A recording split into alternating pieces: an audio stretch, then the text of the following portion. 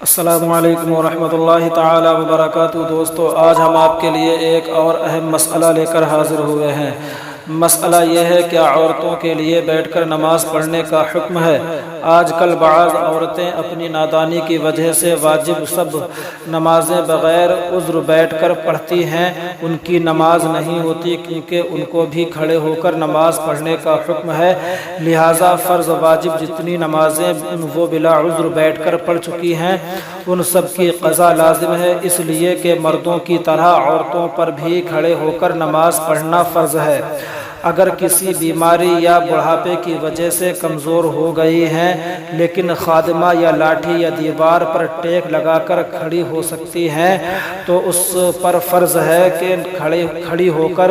پڑھیں، یہاں تک کہ اگر کچھ دیر ہی کے لیے کھڑی ہو سکتی ہے، اگرچہ اتنا ہی کہ کھڑی ہو کہ اللہ اکبر کہہ لیں تو فرض ہے کہ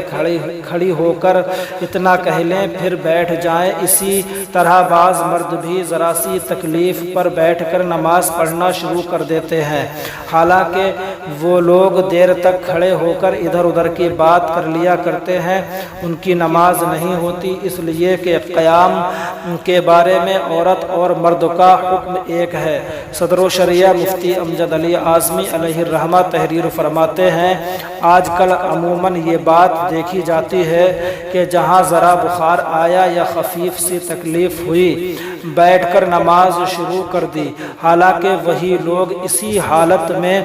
10-15 منٹ بلکہ زیادہ کھڑے ہو کر ادھر ادھر کی بات کر لیا کرتے ہیں۔ ان کو چاہیے کہ ان مسائل سے متنبہ ہوں اور جتنی نمازیں باوجود قدرت قیام بیٹھ کر پڑھی ہوں ان کا اعادہ فرض ہے۔ یوں ہی اگر ویسے کھڑا نہ ہو سکتا تھا مگر عصا یا دیوار یا آدمی کے ساتھ کھڑا ہونا ممکن تھا تو وہ نمازیں بھی نہ ہوئیں، ان کا پھیرنا فرض ہے۔